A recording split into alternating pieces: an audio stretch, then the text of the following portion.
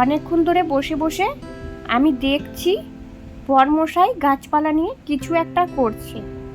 আর তোমরা তো দেখেছো তোমাদের দাদাভাই গাছপালাকে কতটা ভালোবাসে। ওই বাড়িতে কত কিছু গাছ লাগিয়েছে, এই বাড়িতেও কিন্তু কম কিছুই নেই, অনেক কিছু গাছ আছে। আর আজ একটু ফাঁকা পেয়েছে, তাই দেখো গাছপালা নিয়ে বসে গেছে। চলো শুনে নাও কি করছে গাছপালা নিয়ে। কি করছে? কলম করছি আতা গাছে, আম গাছের সঙ্গে আতা গাছে। তোমরা তো শুনতেই পেলে কি করছে, কলম করছে।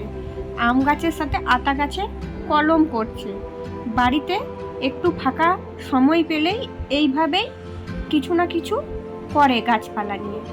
তাই আমিও বললাম চলো দেখি কিভাবে করছো, একটু আমাকেও শিখিয়ে দাও।